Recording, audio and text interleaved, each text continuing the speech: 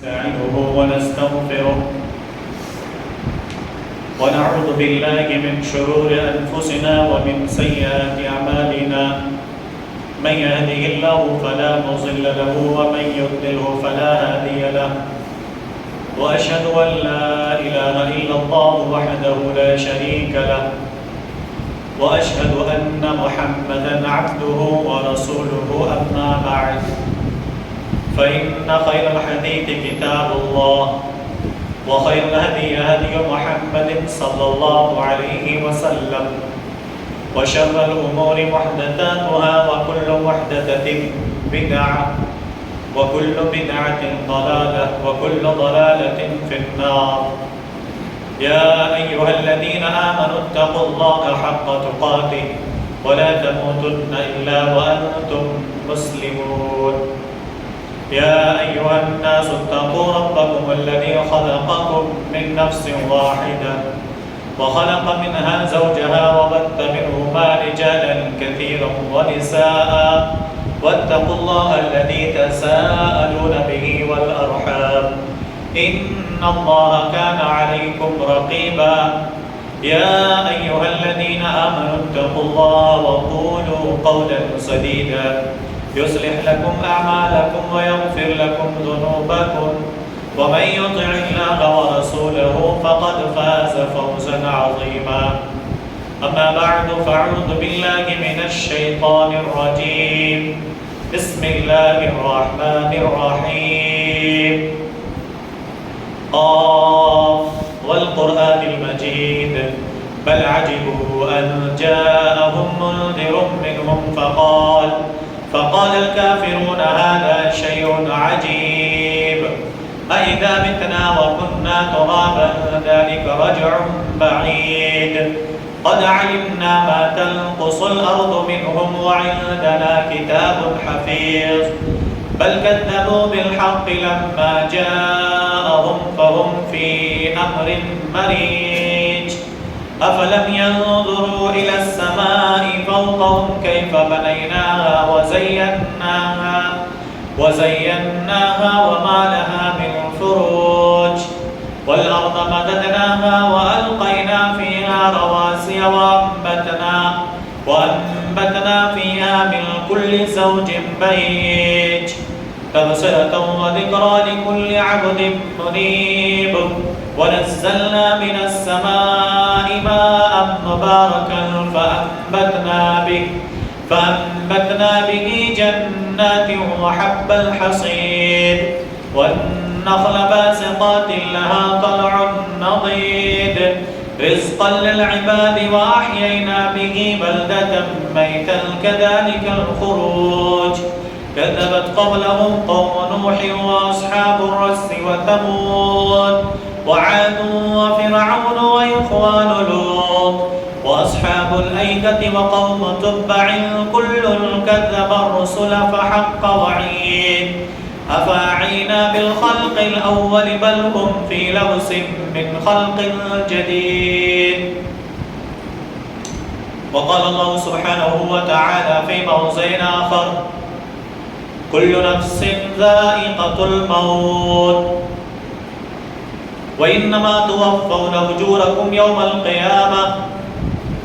رب اشرح لي صدري ويسر لي أمري واحلل عقدة من لساني يفقهوا قولي. سبحانك لا علم لنا إلا ما علمتنا إنك أنت العليم الحكيم. حاضرین جمعہ، پردہ نشین، خواتین اسلام، ہر قسم کی تعریف و توصیف اللہ رب العزت کے لائق و زیبا ہے جو علی کل شیء قدیر ہے. بعد وہ درود و سلام نازل ہو تمام انبیاء علیہم الصلاۃ والسلام پر، خصوصاً ہمارے آپ کے آخر نبی محمد الرسول اللہ صلی اللہ علیہ وسلم پر. اللہم صلی علی محمد وعلی آل محمد كما صليت على إبراهيم وعلى آل إبراهيم إنك حميد مجيد. اللهم بارك على محمد وعلى آل محمد كما باركت على إبراهيم وعلى آل إبراهيم إنك حميد مجيد. کہ جن کو رب العالمین نے رحمت للعالمین خاتم النبیین والمرسلین بنایا اور جن کے ذریعے سے اللہ تعالیٰ نے ہم سب کو ایک کتاب قرآن مجید عطا فرمایا، جس قرآن کے اندر رتی برابر بے شک و شبے کی کوئی گنجائش نہیں ہے۔ قرآن خود اپنی تعریف خود کرتا ہے کہ ذالک الکتاب لا ریب فیہ، کہ اس کتاب کے اندر رتی برابر بے شک شبہ ڈاؤٹ کرنے کی کوئی بھی گنجائش نہیں ہے۔ حضرت پچھلے خطبہ جمعہ میں اسلام کے اوپر، اسلام کے قوانین پر کچھ اعتراضات جو کہ غیر مسلم وہ کرتے ہیں، ان کا میں نے بہت سارے جوابات دینے کی کوشش کیے تھے۔ اس جمعہ کے اندر کچھ اور اعتراضات جو کہ بہت اہم ہیں ہم مسلمانوں کے لیے۔ سب سے پہلی بات، وہ اعتراض کرتے رہیں، لیکن ہم مسلمانوں کو وہ تمام باتیں جاننا ضروری ہے جو وہ سوال کرتے ہیں، ان کا جواب ہمیں جاننا ضروری ہے۔ مانے نہ مانے ان کا کام ہے، لیکن ہمارے پاس ہم جس پر ایمان رکھتے ہیں، ہم جن کے مطابق زندگی گزارتے ہیں، ہمارا شعار ہے اسلام کے مطابق زندگی گزارنا، تو ہمیں آپ کو اس کی نالج، اس کا علم، اس کے تمام چیزوں کو جاننا بہت ضروری ہے۔ تو آج پھر انشاءاللہ ان کے کچھ اعتراضات قرآن و حدیث، کچھ عقلی دلائل کے ذریعے سے دینے کی کوشش کروں گا۔ میں نے خطبہ مسنونہ کے بعد جو قرآن کریم کی آیت پڑھی ہے کہ کل نفس ذائقۃ الموت، کہ ہر نفس کو موت کا مزہ چکھنا ہے، ہم سب کو جانا ہے۔ تو سب سے پہلا سوال ان کا یہ بھی کھڑا ہوتا ہے، غیر مسلموں کا، غیر قوم کا، دوسرے ادیان و مذاہب کے لوگوں کا، کہ بھئی مرنے کے بعد دوبارہ زندہ کیوں، اور پھر کیسے زندہ کیوں کرے گا اللہ تعالیٰ، اور پھر کیسے، اور وجہ کیا ہوگی زندہ ہونے کی؟ اللہ تعالیٰ جب یہ دنیا ختم کرے گا تو پھر دوبارہ زندہ کیسے کریں گے؟ تو سب سے پہلے ہم لوگ قرآن کریم کی آیت پر نظر رکھنی چاہیے۔ اللہ تعالیٰ کہتا ہے کل نفس ذائقۃ الموت، ہر نفس کو موت کا مزہ چکھنا ہے۔ اور اللہ تعالیٰ نے قرآن میں کہا کل من علیہا فان ویبقى وجہ ربک ذو الجلال والاکرام۔ اللہ تعالیٰ کہتا ہے ہر چیز فنا ہو جائے گی سوائے اللہ رب العزت کے ذات کے، کہ تمام چیزیں ختم ہو جائیں گی سوائے اللہ تبارک و تعالیٰ کے۔ تو آج لوگوں کا سوال یہ ہوتا ہے کہ آخر اللہ تعالیٰ دوبارہ انسان کو زندہ کیسے کرے گا؟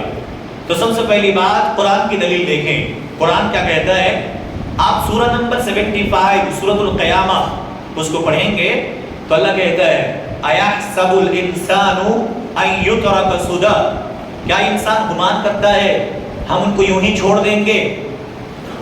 اللہ کہتا ہے اَيَحْسَبُ الْإِنسَانُ أَن يُتْرَكَ سُدًى أَلَمْ يَكُ نُطْفَةً مِّن مَّنِيٍّ يُمْنَىٰ ثُمَّ كَانَ عَلَقَةً فَخَلَقَ فَسَوَّىٰ فَجَعَلَ مِنْهُ الزَّوْجَيْنِ الذَّكَرَ وَالْأُنثَىٰ۔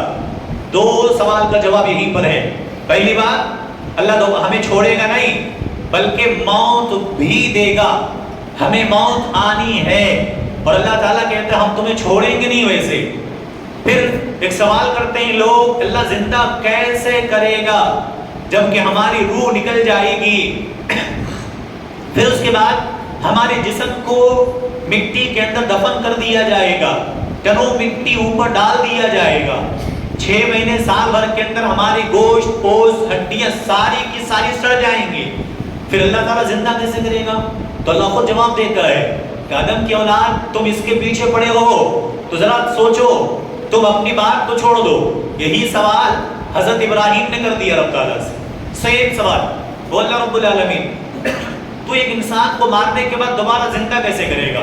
اللہ سے سوال کرتے ہیں حضرت ابراہیم، وَإِذْ قَالَ إِبْرَاهِيمُ رَبِّ أَرِنِي كَيْفَ تُحْيِي الْمَوْتَىٰ، ایک انسان کو مارنے کے بعد دوبارہ تو زندہ کیسے کرے گا؟ تو اللہ کہتا ہے قَالَ وَلَمْ تُؤْمِنْ، ابراہیم آپ کو میرے اوپر ایمان نہیں ہے؟ ابراہیم علیہ السلام ایک پیغمبر ہیں، لیکن ابراہیم پوچھتے ہیں کہ اللہ تعالیٰ تو زندہ کیسے کرے گا؟ ایک انسان ختم ہو جائے گا، روح نکل جائے گی جسم سے، اس کے ہڈی گوشت کو سب کچھ ختم ہونے کے بعد تو دوبارہ زندہ کیسے کرے گا؟ تو اللہ ابراہیم سے پوچھتا ہے قَالَ وَلَمْ تُؤْمِنْ، او ابراہیم آپ ایک پیغمبر ہیں، آپ کو میرے اوپر اعتماد نہیں، میری باتوں پر بھروسہ نہیں؟ تو ابراہیم نے جواب دیا قَالَ بَلَىٰ، کیوں نہیں، بالکل یقین ہے، جس طریقے سے صبح سورج طلوع ہوتا ہے روشنی لے کر، ایسے ہی مجھے یقین ہے۔ قال بلا ولكن ليطمئن قلبي، لیکن دل کو ذرا سکون پہنچانے کے لیے میں نے سوال کیا ہے، میں دیکھنا چاہتا ہوں، میں نے تسلی حاصل کرنی ہے، دل کو ذرا مطمئن ہونا ہے کہ آپ زندہ کیسے کریں گے۔ تو اللہ کہتا ٹھیک ہے، قال فخذ اربعة من الطير، 4 پرندوں کو پکڑ لو، 4 ذات کے 4 پرندے پکڑ لو۔ اس کے بعد اللہ کہتا فخذ اربعة من الطير فصرهن اليك ثم اجعل على كل جبل منهن جزعا ثم ادعهن يأتينك سعيا۔ اللہ تعالیٰ نے ذکر کیا تیسرے پارے کی تیسرے پیج کی آیت کریمہ ہے، یہ بالکل تیسرے پارے کے تیسرے پیج میں یہ آیت کریمہ شروع یہیں سے ہوتی ہے۔ یہ آیت اللہ تعالیٰ نے کہا 4 پرندے پکڑ لو، اچھے سے پہچان لو، 4 ذات کی 4 پرندے، پھر نام بھی رکھ دو تم جو چاہو، اور اس کے پہچان لو اچھے طریقے سے کون سا پرندہ کون سا ہے، سارے نام بھی پہچان لو۔ پھر اس کے بعد اللہ کہتا ہے ان 4 پرندوں کو ذبح کرو، 4 پرندوں کو ذبح کر دو، پھر اس کے بعد اس کے گوشت کو بوٹی بوٹی کر ڈالو، اور پھر 4 پرندے کے گوشت کو اکٹھا کر لو۔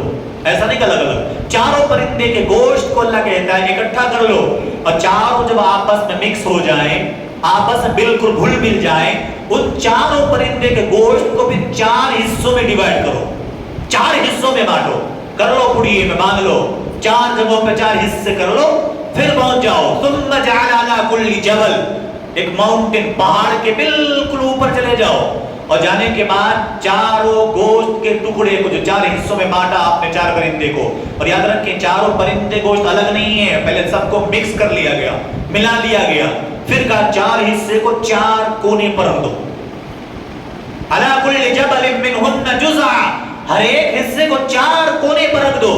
پھر اللہ کہتا ثم ادعوهن يأتينك سعيا، اور اس کے بعد سے ابراہیم صلی اللہ تعالیٰ نے کہا کہ آپ اس کو بلائیے، جن پرندوں کو آپ نے نام لیا تھا، جن پرندوں کو نام رکھا تھا، ہر ایک پرندے کو بلائیے آپ ایک ایک کر کے۔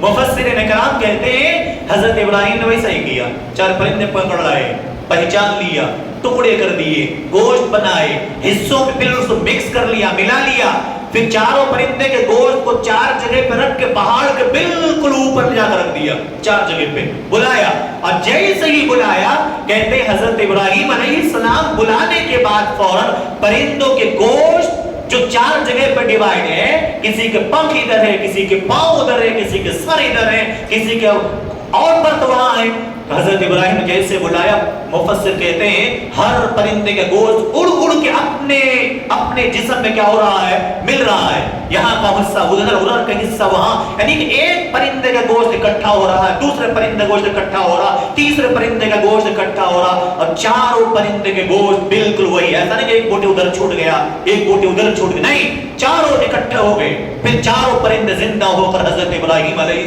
السلام کے پاس پہنچ گیا، اور جب حضرت ابراہیم نے دیکھا تو کہا وَاعْلَمْ أَنَّ اللَّهَ عَزِيزٌ حَكِيمٌ، الہ العالمین مجھے یقین ہو گیا، میں نے یقین تھا مجھے کہ تو انسان کو موت کے گھاٹ اتارے گا، دوبارہ زندہ کرے گا، بس مجھے تھوڑی سی تسلی کے لیے پوچھنا تھا۔ حضرت ابراہیم نے دیکھا ثم ادعوهن يأتينك سعيا واعلم ان الله عزيز حكيم، حضرت ابراہیم نے اپنے ہاتھوں سے ایکسپیریمنٹ کر لیا، اپنی آنکھوں سے دیکھ لیا، پھر کہا کہ اللہ رب العالمین بس تو ہی تو حکمت والی ذات ہے، یقیناً تو کیا کرے گا، دوبارہ زندہ کرے گا، ہمارا آپ کو یقین بھی اسی پر ہے۔ تو اللہ تعالیٰ کہتا ہے اَيَحْسَبُ الْإِنسَانُ أَن يُتْرَكَ سُدًى، اے آدم کے اولاد کیا آپ سوچتے ہو کہ ہم تمہیں ویسے ہی چھوڑ دیں گے، ذرا اپنے اوپر غور کرو۔ اللہ کہتا ہے تم ایک میاں بیوی آپس میں ملے منی کے قطرے سے، اللہ تعالیٰ نے ایک انسان کا ڈھانچہ دیا، اور پھر اسی منی کے قطرے سے ایک انسان کو اسی کے اندر سے کیا کیا، ایک کو بنایا لڑکا، ایک کو بنایا لڑکی۔ اللہ تعالیٰ کہتا ہے أَيَحْسَبُ الْإِنسَانُ أَن يُتْرَكَ سُدًى أَلَمْ يَكُ نُطْفَةً مِّن مَّنِيٍّ يُمْنَىٰ ثُمَّ كَانَ عَلَقَةً فَخَلَقَ فَسَوَّىٰ فَجَعَلَ مِنْهُ الزَّوْجَيْنِ الذَّكَرَ وَالْأُنثَىٰ، پھر جوڑا اللہ نے اسے پیدا کیا، وہ اللہ کی ذات ہے، ایک ماں کے پیٹ میں پلنے والا بچہ، لیکن ماں کو پتہ نہیں ہے کہ میرے پیٹ سے آنے والا بچہ لڑکا ہو یا لڑکی، لیکن اللہ تبارک و تعالیٰ کو علم ہے۔ اللہ تعالیٰ کہتا ہے یہ ساری کارکردگی جب میں کر سکتا ہوں، میں تمہاری تخلیق کر سکتا ہوں، منی کے قطرے سے اتنا جیتا جاگتا انسان تیار کر سکتا ہوں، اسی سے مرد عورت جوڑے پیدا کر سکتا ہوں، تو اللہ تعالیٰ کہتا ہے پھر الیس ذلک بقادر علی ان یحیی الموتى، وہ آدم کی اولاد تم نے سوچ کیسے لیا کہ ہم تمہیں دوبارہ پیدا نہیں کر سکتے؟ ہم یقیناً تمہیں پیدا کریں گے۔ الیس ذلک بقادر علی ان یحیی الموتى، اللہ کہتا ہے ہم اس بات پر قادر ہیں کہ دوبارہ ہم تمہیں کیا کریں گے؟ پیدا کریں گے۔ اور ہم سب جانتے ہیں کسی ایک چیز کو پہلی بار ریڈی کرنے میں دقت آتی ہے، دوبارہ پیدا کرنے میں اس کو کوئی دقت نہیں ہے، اور اللہ تبارک و تعالیٰ کی وہ ذات ہے جو انسان کو پہلی بار وجود میں لایا، موت کے گھاٹ اتارے گا، دوبارہ اللہ تعالیٰ کیا کرے گا؟ زندہ کرے گا۔ یہ تو ہمارے آپ کے جوابات ہوئے، سامنے والا کیا کہے گا؟ یہ کیسا ہو سکتا ہے؟ اللہ تعالیٰ کیسے زندہ کرے گا؟ تو اس کے لیے ضروری ہے، اس کو کہیے، اس کے لیے جواب یہ کیے، اس کے لیے ہر انسان کو زندہ ہونا بہت ضروری ہے۔ کیسے؟ مثال سمجھیے، مان لیجئے ایک انسان امن چاہتا ہے، ہم سب امن چاہتے ہیں، جھگڑے نہیں، فساد نہیں، کسی کے ساتھ تو میں نہیں، عزت چاہتے ہیں، عزت کے ساتھ جینا چاہتے ہیں، کسی کے ساتھ کوئی لگڑے لفڑے جھگڑے کچھ نہیں چاہیے۔ لیکن بعض لوگ ایسے ہوتے ہیں جو دنیا کا من ایک چور ہے، چوری کرتا ہے، آپ اس کو پوچھئے گا چور کو چوری کیوں کرتے ہو؟ میں نے پچھلی خطبے میں کہا تھا چوری کو اسٹاپ کرنا ہو تو زکات کا سسٹم کو لاگو کرنا پڑے گا، جب ہی چوری روک سکتے ہو۔ لیکن ایک ڈاکو سے پوچھئے، ایک چور سے پوچھے چوری کیوں کرتے ہو، سیدھا سادہ جواب دے گا، کیا یہ آسان طریقہ مال کمانے کا، نہ محنت نہ کوئی ڈر، سیدھا جاؤ سامنے والے کو اڑاؤ، پیسے حاصل کر کے واپس آ جاؤ، جو کہ عرب کے لوگ بھی کرتے تھے، آج بھی پوری دنیا کے اندر مال کے چکر میں لوگ کچھ نہ کچھ کر رہے ہیں۔ لیکن پھر اس سے کہیے چوری کرنے میں خطرہ بھی تو ہے، کیا خطرہ ہے؟ کوئی پکڑ کے مارے گا؟ نہیں، چور جواب دے نہیں، میں تو اتنا بڑا ایکسپرٹ ہوں اس میں، کوئی مجھے پکڑ بھی نہیں سکتا۔ ٹھیک ہے، پکڑے گا نہیں، اس سے کہیے کوئی نہ کوئی پولیس تو پکڑ لے گی، پولیس بھی نہیں پکڑ سکتی، ہمارے پاس اتنا آئیڈیاز ہیں، ہمارے پاس بچنے کے تمام شرائط ہیں، ہمارے پاس بچنے کے اپائے ہیں۔ چلیے اس سے پھر ایک بات انسانیت کے طور پر کہیے کہ چور تو چوری کر رہا، سامنے والے کو تو کہیں نقصان ہو رہا نا، سامنے والا کہیں نہ کہیں نقصان میں پڑ رہا ہے، سامنے والا گھاٹے میں پڑ رہا ہے، سامنے والے کو مشکل میں ڈال رہے ہو، اس کی جمع پونجی تم لے کر چلے جا رہے ہو، تم اسے کہیں نہ کہیں مصیبت میں ڈال کر چلے جاتے ہو۔ بہت سارے ایسے بھی ہوتے ہوں گے ہاسپٹل کو جا رہے ہیں، پیسے چھین کے بھاگ گئے، بہت سارے ایسے ہیں بیٹی کی شادی کے لیے پیسے نکال کر لائے، کسی نے وہی راستے سے اس کو چرا لیا، تو سامنے والے کو تو بالکل ہے، پھر بھی اس کو فرق پڑنے والا نہیں۔ اب وہ کہے گا میں بہت بڑا طاقتور ہوں، مجھے کوئی فرق پڑنے والا نہیں، نہ تو دنیا والوں سے ڈر ہے، نہ تو پولیس سے ڈر ہے، نہ لوگوں کی طاقت سے ڈر ہے۔ اب اس کو کہیے آپ کہ دنیا کے اندر اگر آپ سب سے بڑے طاقتور ہیں تو آپ سے بڑا طاقتور ذات کون ہے؟ اللہ تبارک و تعالی۔ اور ایک انسان کو، ہر انسان کو انصاف چاہیے، انصاف چاہیے کہ نہیں؟ ایک چور ہوگا اسے بھی کیا چاہیے؟ انصاف چاہیے کہ مجھے انصاف چاہیے، میرے ساتھ ظلم ہوا۔ اب ایک انسان کو ظلم، اگر انسان ظلم سمجھ جائے اور ظلم سے ہٹ کے ایک انسان چاہے کہ اس ظلم کا مقابلہ یا اس کے بدلے میں اس کو انصاف دیا جائے، تو پھر دنیا انصاف نہیں دے سکتی۔ ایک اور مثال سمجھیے، دنیا کا سب سے بڑا ظالم جو سمجھا جاتا تھا، حالانکہ اس وقت ہم لوگ کہتے نہیں بہت اچھا کیا تھا، پتہ ہے کون تھا وہ؟ پہلے ظلم کیا تھا، ہم لوگ کہتے کہ نہیں غلط کیا، لوگ کہتے تھے، ہسٹری لکھنے والے کہتے غلط کیا تھا، لیکن اب کچھ لوگوں کو سمجھ میں آ نہیں، وہ جس نے کیا تھا صحیح کیا تھا۔ کون تھا وہ؟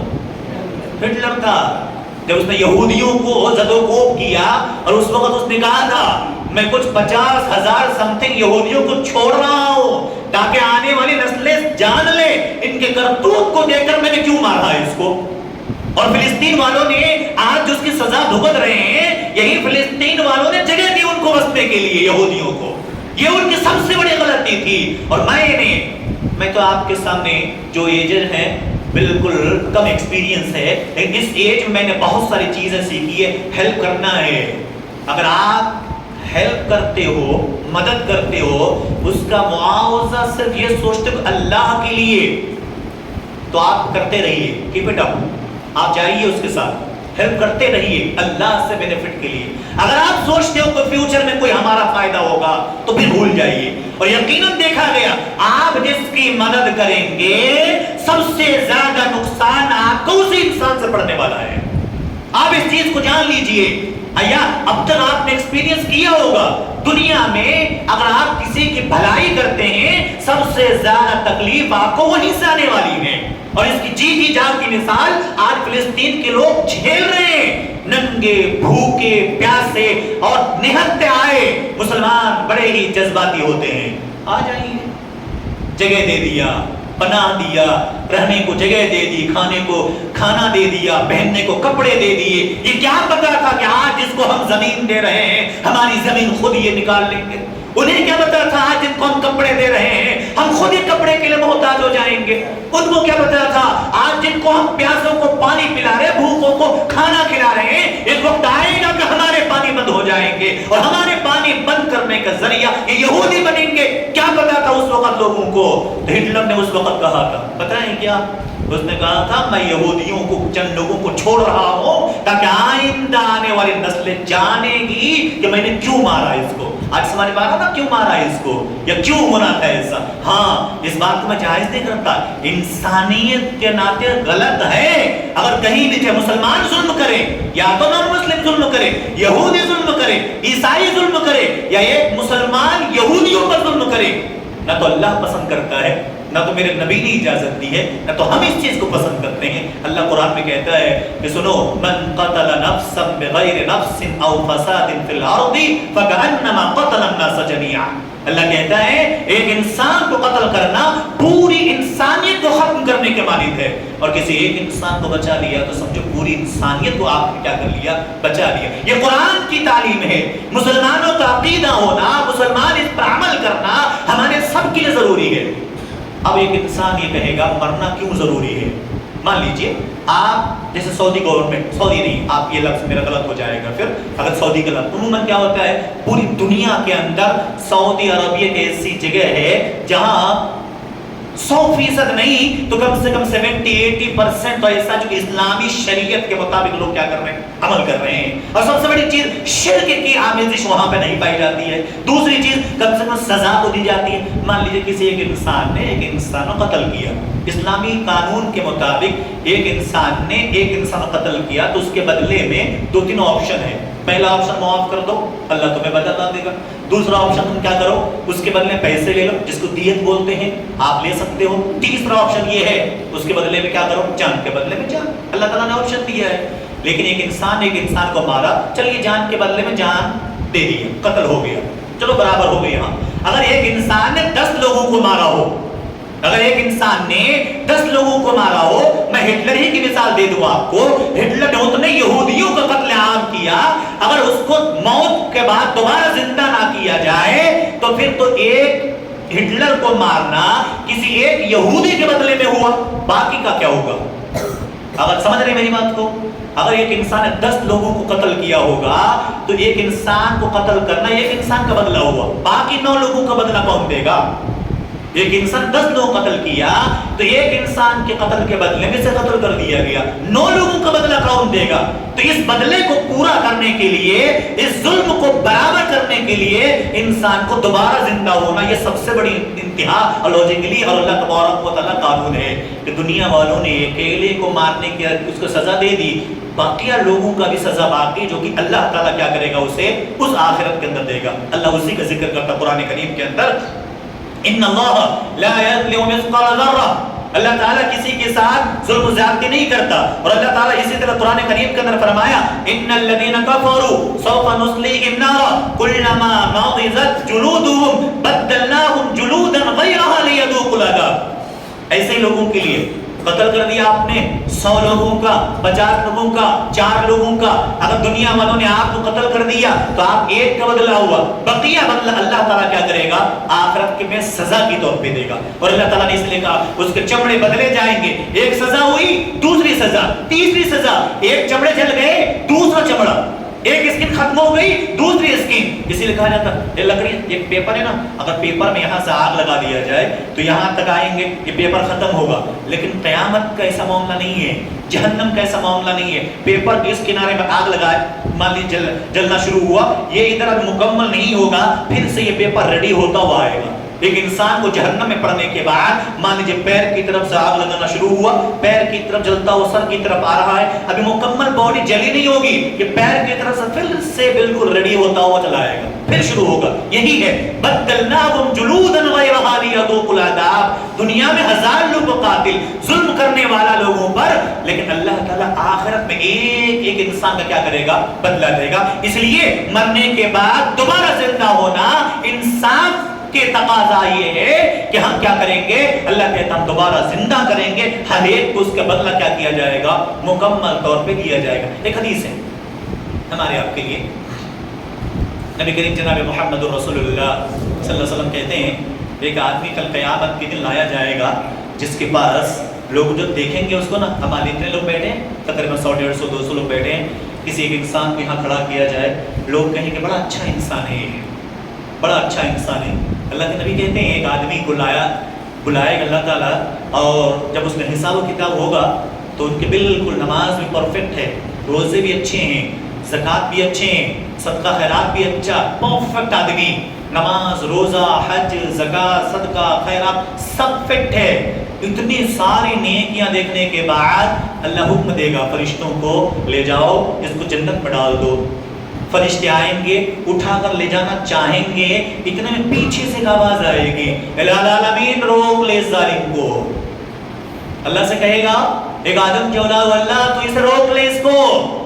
اب کھڑا ہوتے ہی کہے گا رب العالمین یہ نمازی تھا، نماز پڑھتا تھا، روزہ بھی رکھتا تھا، زکوٰۃ بھی دیتا تھا، حج بھی کر رکھا ہے، صدقہ خیرات بھی کر رکھا ہے، سب کچھ ٹھیک ہے، لیکن وقد شتم ھذا، یہ آدم کی اولاد وہ ظالم ہے جس نے مجھے برا بھلا کہا تھا، میں کمزور تھا، بے بس تھا، یتیم تھا، غریب تھا، میرے پاس طاقت نہیں، نہ تو پیسوں کی طاقت، جسمانی طاقت، معاشرے میں میری کوئی ویلیو نہیں تھی، اس نے مجھے برا بھلا کہا تھا، لوگوں کے سامنے ذلیل کیا تھا، اللہ تعالیٰ میں بے یار و مددگار ہونے کی وجہ تیرے حوالے کر دیا تھا، الہ العالمین آج مجھے انصاف چاہیے، دنیا میں کچھ نہیں ہوا، میں نے چھوڑ دیا اسے، اللہ تعالیٰ آج مجھے انصاف چاہیے۔ اللہ کے نبی صلی اللہ علیہ وسلم کہتے ہیں، صحیح بخاری کی روایت ہے، اللہ کے نبی کہتے ہیں اب کیا ہوگا؟ اچھا ایک بات اور بھی ہم سب جانتے ہیں، دنیا میں جتنا بڑا اماؤنٹ آپ کے پاس ہے اتنے بڑے لائر آپ کے پاس ہوں گے، اتنی اچھی جھوٹ بول کے آپ کو نکال کر باہر لے آئیں گے، لیکن وہاں پر چلنے والا تو ہے نہیں، وہاں پر ایسا چلنے والا نہیں ہے۔ اللہ کے نبی کہتے ہیں ایک انسان جس کو جنت جانے کی پرمیشن مل چکی ہوگی، وہ انسان جو مظلوم آئے گا اس کی نیکیاں اٹھا کر اسے دے جائے گا، بیٹھ جائے گا، ایک اور آئے گا وَقَذَفَ هَذَا وَأَكَلَ مَالَ هَذَا وَسَفَكَ دَمَ هَذَا، اللہ کے نبی کہتے ہیں ایک آدمی آئے گا جس کو گالی دیا تھا، نیکی اٹھا کر دے دے گا، ایک آدمی آئے گا کہے گا اللہ تعالیٰ اس نے وَضَرَبَ هَذَا مجھے مارا تھا، اس نے مجھے مارا تھا، اللہ کے نبی کہتے ہیں اس کی نیکی اٹھا کر دے لے گا۔ ابھی کہتے ہیں اللہ کے نبی صلی اللہ علیہ وسلم بڑے افسوس کا مقام ہے، مسلمانوں کو حقوق العباد میں بہت سترک رہنا چاہیے۔ اللہ کے نبی کہتے ہیں ان کی نیکیاں دیتے دیتے ختم ہو جائیں گی، لیکن لینے والوں کی ابھی قطاریں باقی ہوں گی۔ ہاں نمازی ہیں بیچارے، 5 وقت کے نمازی ہیں، مصلی چھوڑتے نہیں، حج بھی کر رکھے ہیں، زکوٰۃ بھی دے رہے ہیں، سب کچھ کرتے ہیں، لیکن زبان کنٹرول پہ نہیں ہے، لوگوں کو گالی دینا، پیٹھ پیچھے برائی کرنا، لوگوں کے پر الزام لگانا، لوگوں پر تہمت ڈالنا، کسی کو مار دینا، یہ آج بعید بات نہیں ہے۔ اللہ کے نبی کہتے ہیں لینے والوں کی قطاریں باقی ہوں گی، ان کی نیکیاں ختم۔ اللہ کے نبی کہتے ہیں ان تمام لوگوں کے گناہ اٹھا کر اس کے سر پہ لاد دیا جائے گا، فَإِن فَنِيَتْ حسناتو، اللہ کے نبی کہتے ہیں جب نیکیاں ختم ہو جائیں گی، ان کے گناہ ڈالا جائے گا، وہ انسان جس کو اللہ تعالیٰ نے کہا تھا جنت میں لے جاؤ، دیکھتے دیکھتے جنتی آدمی سیدھا جہنم میں پہنچ جائے گا۔ یہ بدلہ کہ ایک انسان کو مرنے کے بعد ظلم نہیں، جتنا جس نے جو عمل کیا اللہ کیا کرے گا اسے دے کر رہے گا۔ اسی لیے اللہ تبارک و تعالیٰ قرآن کریم کے اندر فرماتا ہے فَمَنْ زُحْزِحَ عَنِ النَّارِ وَأُدْخِلَ الْجَنَّةَ فَقَدْ فَازَ، کہ جو جہنم سے بچا لیا گیا، جن کو داخلہ جنت کے اندر مل گیا، وہی انسان کیا ہوا؟ کامیاب ہوا۔ اور اللہ کہتا ہے کہ مرنے کے بعد دوبارہ زندہ کیوں ہونا ہے؟ الذي خلق الموت والحیاة ليبلوکم ایکم احسن عملا، اللہ تعالیٰ کہتا ہے ہم تمہیں موت اور حیات اس لیے دیے ہیں تاکہ تمہارا ٹیسٹ ہو تم میں بہتر عمل کرنے والا کون ہے۔ اسی لیے یہ لاجکلی ہے کہ ہمیں آپ کو سزا اگر ملے گی اللہ تبارک و تعالیٰ آخرت کے اندر ہی کیا کرے گا، مکمل کرے گا. ہر ایک کے بدلہ دنیا میں اگر نہیں دے سکتے، جیسے میں نے ہٹلر کی مثال دیا، ہزاروں قتل کیے تو ایک قتل کا بدلہ وہ قتل ہوا، باقی لوگوں کی سزا کیا کرے گا اللہ تعالیٰ آخرت کے اندر دے گا. اس کے بعد ایک سوال اور آتا ہے لوگوں کا، کون سا؟ آج پوچھتے ہیں شراب کیوں حرام ہے اسلام کے اندر؟ یہ تو غم بھلانے کے لیے ہے نا، غم بھلانے کے لیے شراب کیوں حرام ہے؟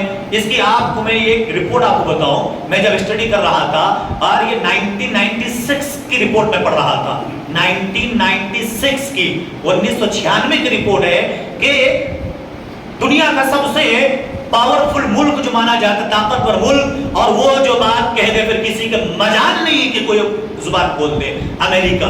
پتہ ہے ہر منٹ کے اندر کہتے ہیں ایک دن کے اندر وہاں جو 2713 لوگوں کا ریپ ہوتا تھا. 1996 1996 کی رپورٹ ہے. ایک دن میں 2713 لوگوں کا کیا ہو رہا ہے؟ ریپ ہو رہا ہے. یعنی تقریباً ہر سیکنڈ میں 12-14 لوگوں کا ریپ ہو رہا ہے. اور لوگ ریپ کر رہے ہیں کس کا؟ عورتوں کا. جب اس کا رپورٹ سامنے آیا تو کہتے ہیں ان میں سے اکثریت یہ ہے شراب کے نشے میں ایسا کام کرتے ہیں، شراب کے نشے میں. اللہ اکبر، یہ آج کر رہے ہیں لوگ، لیکن اللہ تبارک و تعالی نے پہلے اس کے نقصانات کو بیان کر دیا ہے، پہلے ہی اجاگر کر دیا ہے. آج امریکہ کے اندر کہتے ہیں کہ ڈانس کلب میں جانے کے بعد جب لوگ رقص و سرور میں رہتے ہیں نا فیملی کے ساتھ، آپ سنیں گے تو حیرت زدہ ہو جائیں گے. ڈانس کرتے کرتے شراب کے نشے میں، اور یہ عیاشی ہے، وہاں آزادی کیا، اس کے بعد کیا اگر باہر نکلو، یہاں تک کہتے ہیں رپورٹر لکھتا ہے. اور یہ بات بھی آپ سنیں گے نا، کبھی کہ بیان کرتے ہوئے دل کانپتا ہے. اپنی بیویوں کو بدل لیتے ہیں کہ تم اپنی میری بیوی کے ساتھ تم ایک رات گزار لو، ہم تمہاری بیوی کے ساتھ رات گزارتے ہیں. کب؟ جب کلب سے، ڈانس کلب سے نکلنے کے بعد نشے کی حالت میں یہ سارے کام انجام دیتے ہیں. اسی لیے اللہ تبارک و تعالیٰ پہلے ہی کہہ دیا یا ایھا الذین آمنوا انما الخمر والمیسر والانصاب والازلام رجس من عمل الشیطان فاجتنبوه لعلکم تفلحون. اللہ کہتا ہے یہ شراب جس کو تم پیتے ہو یہ عمل ایسا ہے، یہ شیطان والا عمل ہے جو لوگوں کو گناہ کرنے پر کیا کرتا ہے؟ آمادہ کرتا ہے. اور چھوٹی سی وہ مثال لے لیجئے نا، اللہ تبارک و تعالیٰ نے ایک حدیث ہے مسند احمد کے اندر کہ اللہ تبارک و تعالیٰ نے ابھی شراب حرام نہیں کیا تھا. صحابہ شراب پیتے تھے، صحیح ہے، شراب پیتے تھے، لیکن شراب کے نشے میں آ کر ایک صحابی آئے نماز پڑھنے کے لیے، اور نماز پڑھنے کے لیے آئے تو ایک سورت ہے قُلْ يَا أَيُّهَا الْكَافِرُونَ لَا أَعْبُدُ مَا تَعْبُدُونَ. میننگ ہے او نبی محمد صلی اللہ علیہ وسلم آپ لوگوں سے کہیے، کافروں سے کہیے لا اعبد ما تعبدون، ہم اس چیز کی عبادت نہیں کرتے جس چیز کی تم کرتے ہو. لیکن نشے کی حالت میں تھوڑی سی چڑھی، اس نے کیا کر دیا؟ صحابی نے پڑھ دیا اعبد ما تعبدون، ہم بھی اس چیز کی عبادت کرتے ہیں جس چیز کی تم عبادت کرتے ہو. اللہ کے نبی صلی اللہ علیہ وسلم کو خبر پہنچی، اور اللہ کے نبی صلی اللہ علیہ وسلم کو جبریل امین اسٹیپ بائی اسٹیپ کیا کر دیا؟ اللہ تعالیٰ نے جنگ خیبر کے موقع پر کیا کر دیا؟ شراب کو کلی طور پر حرام کر دیا. کیوں؟ یہ فتنہ، یہ برائی. اور جب انسان عقل سے پرے ہوتا ہے نا، پھر انسان کو کوئی چیز سمجھ میں نہیں آتی ہے. بعض دفعہ تو ایسا ہوتا ہے بیوی اور بیٹی اور بہن کے درمیان اس کو تمیز ہی نہیں ہوتا. کیوں؟ عقل. ایک بات یاد رکھیں، برائی اچھائی اس کو پہچاننے کے لیے ہمارے پاس ایک نفس ہے جس کہتے ہیں نفس لوامہ. کیا بولتے ہیں؟ نفس لوامہ. اور یہ نفس ہمیں روکتی ہے. مثال کے طور پہ ایک انسان اگر صحیح سلامت ہے، شراب کی حالت میں نہیں، نشے کی حالت میں نہیں ہے، ایک انسان ٹوائلٹ پیشاب کرے گا تو کم سے کم پردے میں ہو جاتا ہے. کیوں؟ اس کا نفس اجازت نہیں دیتا کہ یہاں کھڑے ہو ہم کر لیں، لوگوں کے مجمع میں کر لیں، اسے اجازت نہیں دیتا. لیکن جب شراب کے نشے میں آتا ہے پھر انسان کو وہ عقل کیا ہو جاتی ہے؟ ختم ہو جاتی ہے. انسان کو پتہ نہیں لگتا ہے کہ ہم کیا کر رہے ہیں، ہم کس کے ساتھ کر رہے ہیں، کہاں پر کیا کر رہے ہیں. اسی لیے ان تمام چیزوں کی وجہ سے، اور اللہ کے نبی صلی اللہ علیہ وسلم نے بیان فرمایا لا تشربوا الخمر فإنها مفتاح كل شر. اللہ کے نبی کہتے ہیں شراب نہ پیو، اس لیے کہ تمام برائیوں کی جڑ یہی ہے کہ یہیں سے انسان کیا کرتا ہے؟ غلطی کرنے کی کوشش کرتا ہے. اس کے بعد ایک اور چیز جو عموماً لوگوں کے ذہن میں آتا ہے، اور غیر مسلم اور غیر قوم کے لوگ سوال کرتے ہیں بہت مرتبہ، اور یہ نوجوانوں کو جاننا ضروری ہے. کہ بھئی پوری دنیا کے اندر ہر جگہ انسان جا سکتا ہے، لیکن یہ غیر مسلم مکہ مکرمہ میں داخل کیوں نہیں ہو سکتا ہے؟ یہ سوال رہتا ہے لوگوں کا اکثر کہ مکہ المکرمہ کے اندر، اور جو لوگ سعودی جا کے آئے ہوں گے یا حج کرنے گئے ہوں گے، وہ بڑے بڑے موٹے حروف میں لکھا رہتا ہے ممنوع دخول للکافر، لکھا رہتا ہے کہ کافروں کے لیے داخلہ کیا ہے؟ ممنوع ہے، حرام نہیں تھا۔ حدود حرم میں کسی بھی کافر کا انٹری نہیں ہے۔ کہتی ہے ظلم ہے، ہم کہیں بھی جا سکتے ہیں، تو سیدھی لاجکلی بات ہے، ہر کنٹری کا الگ الگ پالیسی ہوتی ہے۔ مثال کے طور پہ ایک کنٹری چھوڑ دیا جائے تو کسی کنٹری میں جانے کے لیے سب سے پہلے آپ کو پاسپورٹ کا ضرورت پڑتا ہے کہ نہیں؟ صرف ایک کنٹری چھوڑو، کون سی کنٹری ہے؟ نیپال، کہیں بھی جا سکتے ہیں، اس کو اگر چھوڑ دیں گے آپ، ہر جگہ آپ کو پاس ایک ضروری شرائط ہے، وہاں جائیں گے پاسپورٹ چاہیے۔ اسی طریقے سے چلو اپنے ہندوستان پہ جگہ لے لو، آپ کو ایک چیز پتا ہو، کچھ لوگ ہوں گے شاید آرمی سے جو رہتے ہیں نا، آرمی والے، اگر آپ کے ریلیشن میں کوئی آرمی ہو تو اس کو پوچھئے گا، آرمی کی ایک سرحد ہوتا ہے، ایک لیمیٹڈ ایریا ہوتا ہے، کسی کو بھی پرمیشن نہیں ہوتا وہاں جانے کی، یہاں تک کہ آپ کے بچے آرمی میں ہو پھر بھی آپ ملنے کے لیے وہاں نہیں جا سکتے، اس کے سرحد سے باہر آنا پڑے گا۔ آپ کو سرحد کو اسی وقت انٹری ملے گی کہ جب آپ آرمی کے کوئی پرسن ہو اور آپ کے پاس پرمٹ ہو، جبھی آرمی کے علاوہ دوسرا کوئی بھی انسان اس ایریے کو داخل نہیں ہو سکتا۔ تو آپ یہی کہیے اس سے کہ ہم قانون ہوتا ہے، اپنے انڈیا کا کچھ ایسے پلیسز ہیں جہاں ہر شخص کو جانے کی اجازت نہیں ہوتی ہے۔ ایسے اب چلو ایک ملک اور ہے جو کہ غالباً ملیشیا وغیرہ ہے یا سنگاپور وغیرہ ہے، جہاں آپ ڈرگس وغیرہ آپ لے جا نہیں سکتے، اور قانون ہے سیدھا، اگر آپ پکڑے گئے کوئی بھی منشیات لے جاتے ہوئے تو وہاں سزا لکھا ہوا کہ آپ کو سیدھا پھانسی دی جائے گی، قتل بالکل کیا کیا جائے گا؟ موت کے گھاٹ اتار دی، سیدھا قانون ہے۔ اگر آپ کو پسند ہے تو آئیے، نہیں پسند ہے تو پھر آپ اپنے ملک میں اپنی کنٹری بنائیے، یہ ہمارا پالیسی ہے۔ ایسے ہی اسلام کا قانون ہے، اگر کوئی حدود حرم میں آنا چاہتا ہے اس کے لیے پہلا شرط یہ ہے کہ وہ کلمہ پڑھے، کلمہ وہ ہیں حدود میں آ سکتے ہیں، کلمہ نہیں پڑھے آپ حدود میں نہیں آ سکتے، سمپل سی بات ہے۔ یہ سوال کرنا کہ مکہ المکرمہ میں داخلہ کیوں نہیں دی جاتی ہے، آپ اس سے دو بات کہیے، ہر ملک قانون ہوتا ہے، دوسرے ملک جائیں گے ویزا پاسپورٹ چاہیے، آپ اپنے انڈیا کے اندر کچھ ایسے ایریاز ہیں جہاں آپ کو جانے کا الاؤ نہیں کرتے ہیں گورنمنٹ، ایسے ہی اسلام کے قانون ہے، آپ حدود حرم میں آئیں گے تو آپ کے لیے شرط ہے، کیا شرط ہے؟ کہ آپ ایمان والے ہو، جبھی آپ کو اس کے اندر داخلہ دیا جائے گا۔ ایک آخری بات آپ کو، حالانکہ بہت ساری باتیں میں نے کوٹ کر رکھا ہے جو غیر مسلم ہمارے سوال کرتے ہیں، اور یہ سوال بہت زیادہ ہوتا ہے، کون سا؟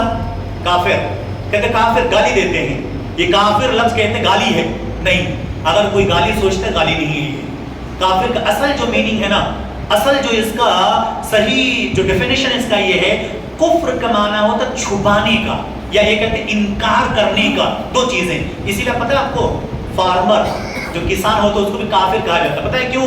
لفظی طور پہ اس لیے کافر وہ بھی اپنے دانے کو، گلے کو زمین کے اندر کیا کرتے ہیں؟ چھپا دیتے ہیں، ڈھانک دیتے ہیں۔ اسی لیے اگر کوئی سوچے کافر گالی ہے، گالی نہیں ہے، پھر کیوں کافر کہتے ہیں؟ تو کافر کہنے کا مطلب یہ ہے عموماً یہ چیز گالی نہیں بلکہ تمیز کرنے کا۔ مثال کے طور پہ اگر آپ یہاں تک کہ بعض آپ نے دیکھا ہوگا نا، ہمارے ملک ہندوستان کے ہمارے بھائی جو نان مسلم حضرات جو ہمارے بھائی ہیں، چلا رہے نا ہم جائیں گے اسرائیل کے اندر، ہم اسرائیل تیرے ساتھ ہیں، وہ بھی ان کو ایکسپٹ کرنے کو تیار نہیں ہے۔ آپ کو معلوم ہونا چاہیے، آپ پڑھیے پوری، وہ بھی ایکسپٹ نہیں کرتے۔ پتہ ہے کیوں؟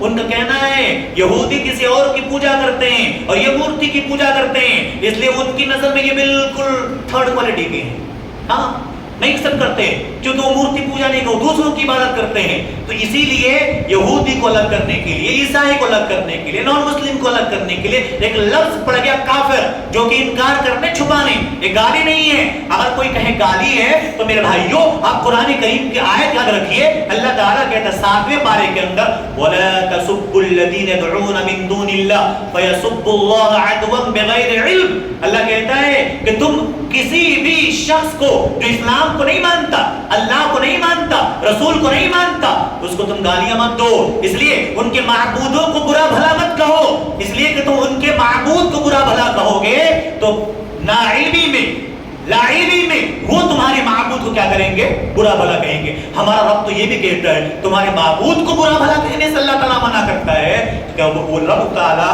کسی کو گالی دینے کی اجازت دے گا نہیں۔ یہ گالی نہیں ہے، اور کوئی اگر گالی سمجھتا ہے تو آپ اس کو سمجھائیں یہ گالی نہیں ہے، یہ صرف ایک تمیز کے لیے۔ مثال کے طور پہ اب دنیا کے اندر مسلمان اگر ہندوستان کے اندر پہچان نہ ہو مسلم نان مسلم، یہی تو ہے مسلم اور نان مسلم۔ اب شیعہ بھی مسلمانوں میں شامل ہیں، ہمارے ہندوستان کے اندر شیعہ بھی مسلمانوں میں شامل ہیں، سنی بھی مسلمانوں میں شامل ہیں۔ اب اگر فرقوں کی بات کریں جو جماعتوں میں بٹے ہوئے ہیں، تبلیغی جماعت الگ ہے، اسلامی جماعت الگ ہے، اس کے بعد سنی جماعت الگ ہے، اسی میں اہل حدیث کی جماعت الگ ہے۔ یہ جماعت نہیں، اصل میں اہل حدیث نام کب پڑا؟ جب سارے لوگ مسلمان اپنے آپ کو کہنے لگے اور اس کے بعد اسی کے اندر شرک بھی کر رہے ہیں، بدعت بھی کر رہے ہیں، رسم و رواج پر عمل کر رہے ہیں، تو ان لوگوں سے الگ کرنے کے لیے اپنے آپ کو یہ نام پڑا اہل الحدیث، مطلب قرآن اور حدیث پر عمل کرنے والا، قرآن اور حدیث پر عمل کرنے والا۔ ورنہ سارے لوگ مسلمان ہیں، لیکن سارے مسلمان جو ایک ہی جگہ پر شرک کر رہے ہیں، بدعت کر رہے ہیں، ان سے اپنے آپ کو جدا کرنے کے لیے۔ اور یاد رکھیں جتنے بیٹھے ہیں نا، اگر آپ اہل حدیث ہیں لیکن پھر بھی آپ حرام کھا رہے ہیں، سنت پر عمل نہیں کر رہے اور نبی کی نافرمانی کر رہے ہیں، تو پھر آپ کے اہل حدیث کے لفظ سے کوئی فرق پڑنے والا نہیں ہے، بیکار کے، صرف نام کے، کام کے کچھ بھی نہیں ہے۔ اصل اہل حدیث کا مطلب یہ ہوا قرآن اور حدیث پر عمل کرنے والا۔ قرآن حدیث پر عمل کر رہے ہیں اہل حدیث ہیں، قرآن حدیث پر عمل نہیں کر رہے تو آپ بھی انہی لوگوں میں شامل ہیں جن لوگوں کے عمل کو آپ کیا کر رہے ہیں، فالو کر رہے ہیں۔ تو میرے بھائیو چند باتیں تھی، یہ جو ہمارے غیر مسلم بھائی سوال کرتے ہیں، اعتراض کرتے اسلام کی تعلیمات پر، یاد رکھیں اسی لیے پہلی بات میں نے آج کے خطبے میں کہا وہ یہ کہ مرنے کے بعد دوبارہ زندہ کیوں کرے گا، کیسا کرے گا، میں نے آپ کے سامنے وہ چیزیں پیش کیا۔ پھر اس کے بعد دوسری بات میں نے کہا کہ اسلام کے اندر شراب کیوں حرام ہے، اس کی خباثت کو میں نے آپ کے سامنے پیش کیا۔ تیسرا سب سے ان کا اعتراض یہ تھا کہ مکہ المکرمہ کے اندر وہاں داخلہ غیر مسلموں کو کیوں ممنوع ہے، میں نے چند لاجک کے لیے آپ کو سوال کا جواب بھی دیا۔ اس کے بعد آخری بات میں نے کہا کہ گالی دینا، بھائی اللہ تعالیٰ کسی کو گالی دینے کی اجازت نہیں دیتا، غیر مسلموں کے معبودوں کو بھی گالی دینے سے اللہ تعالیٰ منع فرمایا ہے، تو ہم کسی کو گالی کیوں دیں؟ اور اللہ کے نبی جناب محمد الرسول اللہ صلی اللہ علیہ وسلم کا فرمان ہے کہ دیکھو کسی بھی مسلمان کو تم کیا کرو، گالی مت دو، سباب المسلم فسوق وقتالہ کفر، کسی مسلمان کو کسی کو گالی دینا ایک انسان کا شیوا نہیں ہے، اس لیے ہم سب کو بچنا چاہیے۔ اور بھی بہت ساری باتیں انشاءاللہ ہوا تو آئندہ خطبے میں انشاءاللہ پیش کرنے کی کوشش کی جائے گی۔ اللہ تعالی ہم سب کو نیک عمل کرنے کی توفیق عطا فرمائے، اور اللہ تعالی سے دعا کریں رب العالمین ہم سب کو صحیح سمجھ عطا فرمائے، جہاں مسلمان پریشان اللہ کی پریشانی کو دور فرمائے۔ رب العالمین سے دعا کریں جہاں بھی اسلام کے خلاف سازشیں کی جا رہی ہیں اللہ ان کی سازشوں کو ناکام فرمائے، اللہ مسلمانوں کو امن و امان کی زندگی عطا فرمائے، اور جو لوگ بھی اسلام کے خلاف سازش کر رہے ہیں اور جو لوگ راہ راست سے بھٹکے ہوئے صرف اسلام کی دشمنی، عناد، بغض میں گزارتے ہیں، اللہ ان کو دین کی صحیح سمجھ عطا فرمائے یا تو ان کو نیست و نابود فرمائے، آمین۔ ایک اعلان کے طور